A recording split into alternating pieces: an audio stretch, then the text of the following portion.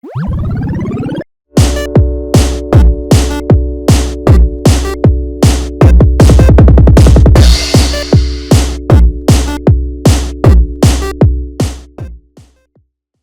everyone. Welcome back to another episode of the Jug Show. Sorry, we've been a little badly when it comes to uploads lately. Just been bloody exhausted these days. So, anyway, we're just going to move on from that, and we are going to talk about a very, very interesting comic. We're going to keep going with our One World Under Doom. So, issue 1 was definitely... It was interesting. It was definitely interesting, and it definitely set the stage. It's like how all number ones are when it comes to setting up their events. Just really about setting up how this is a threat. We're talking about how clever Doom is, and we're just really setting everything up. Then we had our number 29, I believe it was. No, 28. No, 29. 29 of Fantastic Four, showing how the world's reacting and what he's actually doing, what Doom is actually doing in the world and how the world is reacting, which was definitely very fascinating. And like I said last in that video, it was very dark. Now we got this one. This is where it really gets very fascinating. This is where we actually really, really start the talks. This is where we start debating. This is where we start having our back and forths. And the reason why we do that is because of this great moment here between Valeria and Doom. So I won't lie. When I saw the previews for this moment, particularly this one with a hug, like I already knew that Valeria and Doom have their close relationship.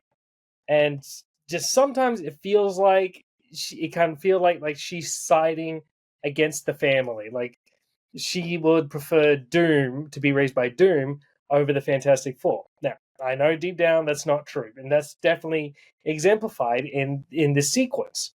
Like it just shows that Ryan definitely does know the characters, because while Doom and Valeria do care for each other, Valeria isn't like Doom. She has some tendencies that are similar. She can see how he's a good guy, but she recognizes the fact that he can actually be a bad guy. So she goes to visit Doom, who's in the Baxter building. She turned off all the security, and she wanted to have a proper conversation. And so she's very direct and asks, what exactly is he planning? And Doom's revealing that he hasn't actually told a lie. He hasn't lied about anything. And so we really get into this deep with a political debate and discussion between Valeria and Doom. So he's really trying to justify what he's actually doing. So he wants to start off by talking about and have democracy defended. And of course, it does. And while she does defend democracy by looking at the alternative monarchy, oligarchy, authoritarian, totalitarianism.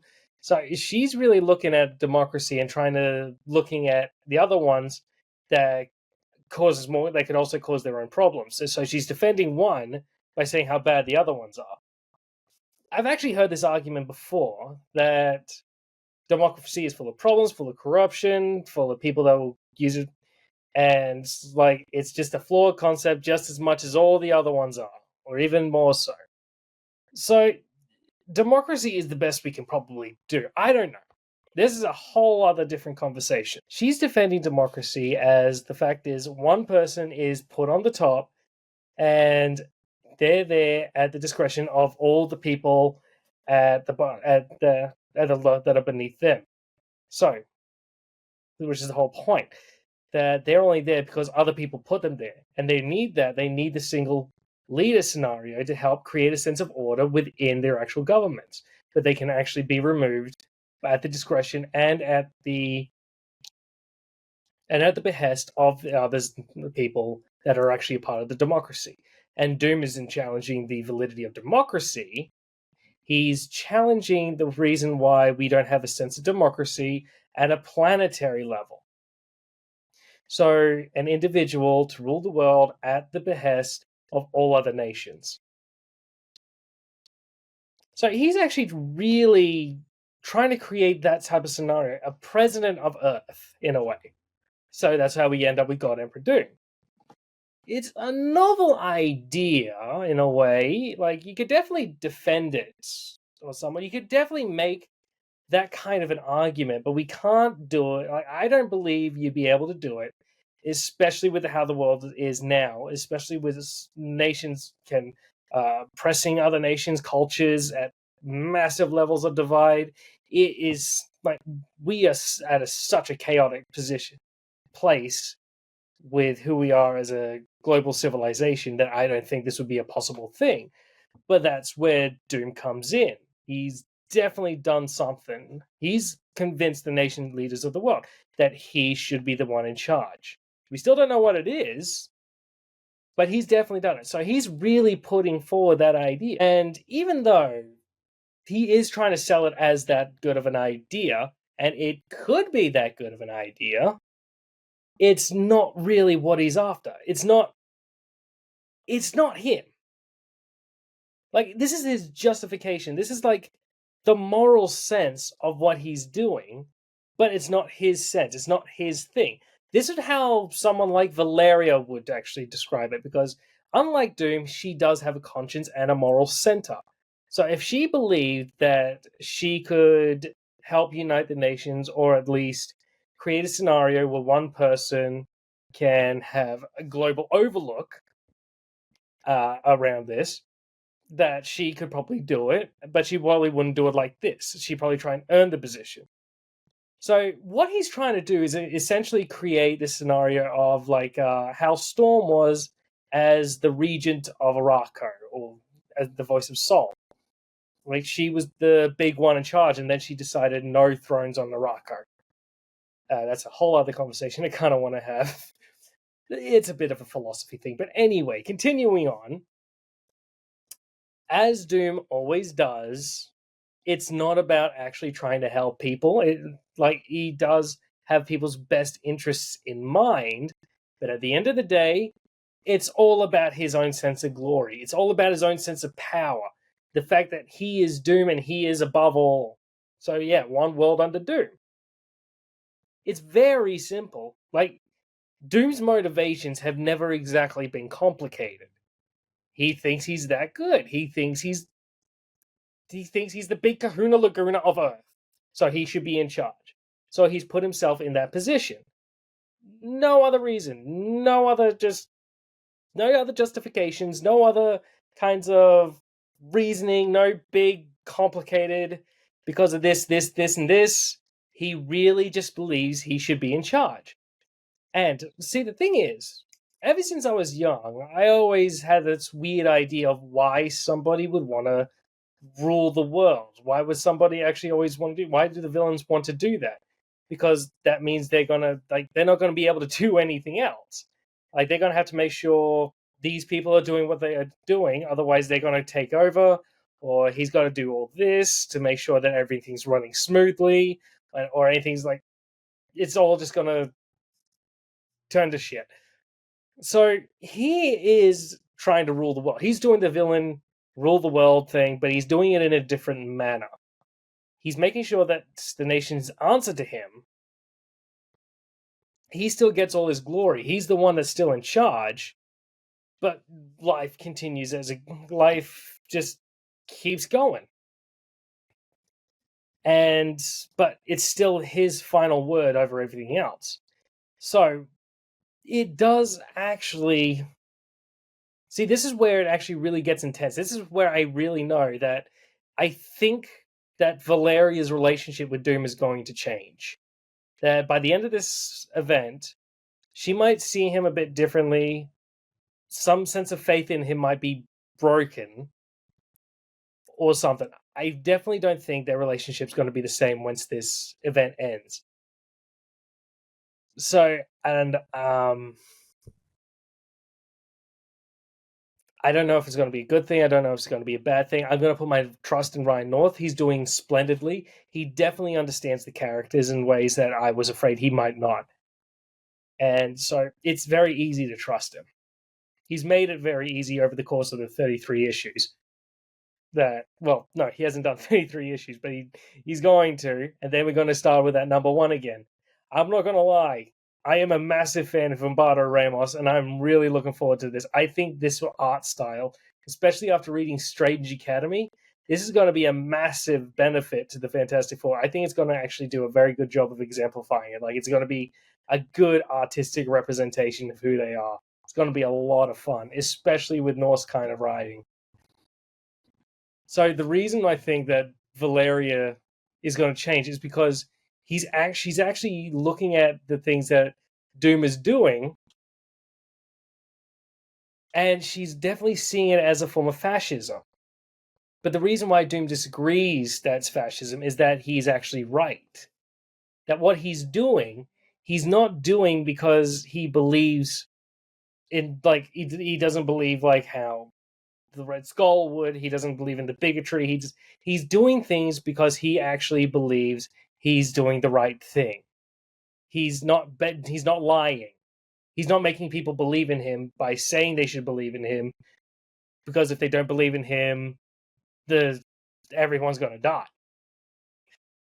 He's saying things and then doing things that people genuinely believe is right. And Valeria isn't sure.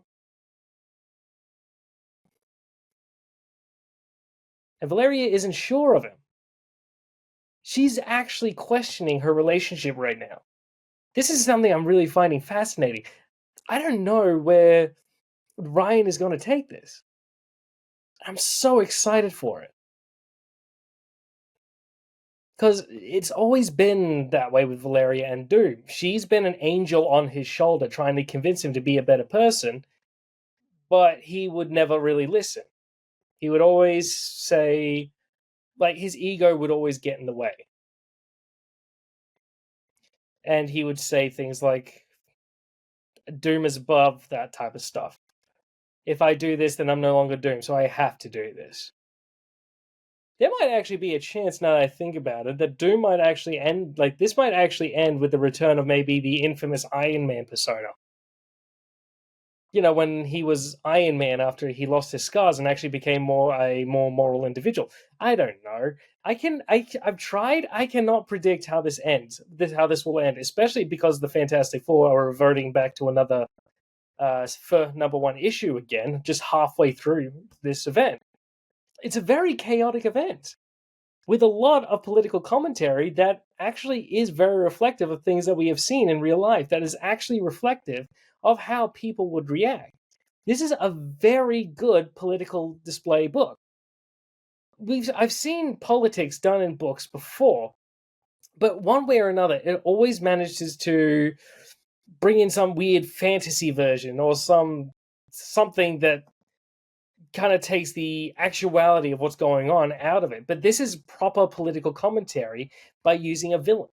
Even with mystical properties, everything he would do and say has been seen, has been done, has been said by somebody, and how people have reacted is actually commented on this book. In fact, you actually notice it in the very early issues. They're bringing up the very early on in the issue. Like, they're saying things like, people know Doom, they know he's a bad guy, they know the things he's done, he know the things that he can't control. But then they're talking about as well is that people are following him. They're like, his approval has gone up to, I think it was about 15%. It's only 15%, but it's still continuing to grow. It started like went up 10%. So it's going bigger and bigger. It's showing how he's growing more popular, especially after when he destroyed Hydra. And then he's getting all these politicians on this side. We're at the UN. He's getting all these nations on this side. We still have no idea how. I have no idea if it is mind control. They're definitely not Doom bots. The only problem with this book really comes from the attack from the Fantastic Four, because this is just next level reckless for them. And I don't know if I should chalk this up. I know what Ryan was going for in this moment. I'm just not sure if it would be considered correct. And I know what he was definitely setting up. He was definitely setting up this scene. The unimaginable and disturbingly freakish blind loyalty fans of political leaders would actually have in in the political leader. Uh, like we see people so devoted to singular individuals that it can actually get next level disturbing. In this case, it's these guys. These guys are willing to kill a person because Doom says so, and then they're willing to kill themselves just so he can make a point. And it's not because of, it's not any hypnotism, it's not mind swap that Doom has been known for, it's not mind control. They're devoted to him. They believe in him. And the thing is, the worst part is, these days, with what Doom's done, it really wouldn't be that hard. He's promised universal healthcare, gotten rid of some of the worst people on the planet for them. It's not hard to understand why people would actually be loyal to Doom. He's doing things that people have been asking for, and other people have said is too difficult for one reason or another. Sometimes it might actually be a lie, sometimes it's not. But the fact is, he's doing it. He's getting these loyalties by doing things that people have wanted. But then comes the real hiccup. This is probably one of Doom's bigger mistakes, and also kind of proves Valeria's argument when she talks about that everything he's doing isn't at the acknowledgement or consent of the people beneath him, that they didn't sign off on this, they didn't ask for this, so you probably shouldn't have done it. Doom does something that's not new to Fantastic Four books, but the methodology and the meaning behind it all is definitely different. He has reverted Ben back to his human form. This has happened many occasions, on many different occasions, to the point where it's almost the same story. He gets his cure, he realizes he needs to be the Thing to help people he cares about, and then he has a bit of a mopey moment and becomes the Thing again. This is one of the rare occasions, I think it might be probably the first occasion, where he did not want to be cured. He has actually found a level of peace in himself, being the Thing, that hasn't exactly been explored before. Like, this was actually a byproduct. Like, this was like the tail end of This was at the tail end of the Slott run. He decided not to be human again. He actually decided he had the opportunity to be human again, but decided not to. I think because it's trying to put forward the idea that it helps him feel closer to his kids by not being human, by being different. And I think this is actually going to help him be closer to his kids. This line here, I feel, is a little bit problematic in a way, and actually kind of.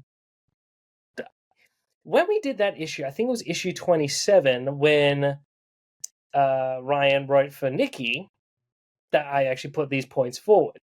That Ryan is close to understanding what the problem was for Nikki, but he was a little bit off. And I think the point of what he's doing with Ben and why that issue with Nikki was so close to this event is because that's actually even a continuation into this. Ben is going to be learning something new about how he has to parent his kids. About how the fact that they are different, and they are something very different, and what they are is something very different to what he is. He's going to have to learn some lessons, and he's going to learn them by having being the Thing taken away from him. So yeah, he says, it's like I tell my kids, it don't matter what you look like, it only matters who you are. Well, the thing is, but that's different between him and his kids. What he looks like, what they look like, is the fact that they are actually a different species. They are actually something completely different. And the downside, like what I feel like he's doing wrong, is that he's not acknowledging that. And that could make them feel out of place. Because this is something that's actually very common amongst adopted families, that they can end up not acknowledging that their child is different. They'll acknowledge that they're their child and they love them, but they might not acknowledge what makes them a bit different, and that could make the kid feel a bit out of place. So I think Ben being cured here might actually make him feel very out of place. Like he's had something ripped away from him, something he's finally made peace with, something that's a massive part of him now. And he's had that ripped away from him without his consent. In fact, in this page, it actually makes it look like he doesn't have any idea how his body works anymore. Something that I really think should be talked about in the next issue. So he's going to learn. It's not about the fact he looks like something, it's the fact he is something different, and he's had that ripped away from him, and he's not acknowledging it in his kids. And so he's going to learn to acknowledge it in his kids. And I think that's going to be a good thing, because I really think that should be something that happens. Like, he learns the Korean scroll language, he goes to the new Kree Scroll Alliance, he learns some of the new traditions, he helps his kids actually express that. I think it would be a very good thing to do. And this is actually one of the more important pages. The one where they actually go to all these different civilian individuals and we get all these different opinions. Like I've said before, we've had a lot of political commentary books, but not many of them actually do this kind of moment. Like, they have talked to civilians, but usually it's trying to exemplify that maybe these are all good guys.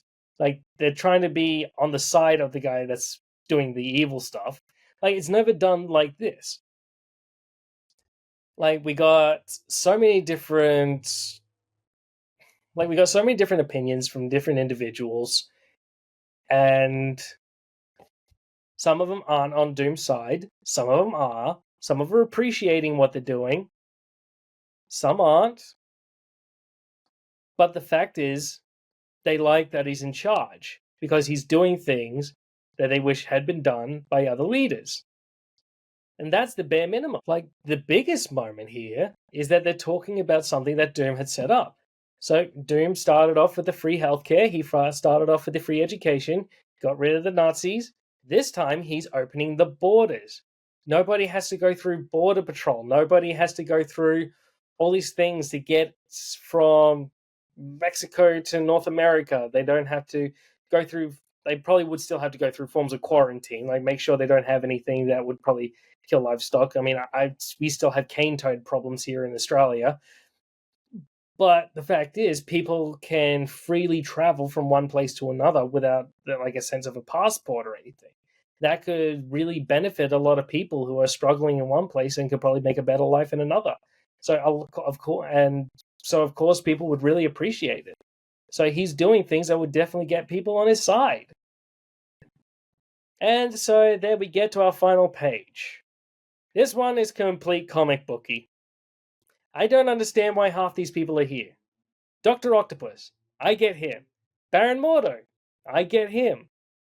Madeline Pryor, I get her.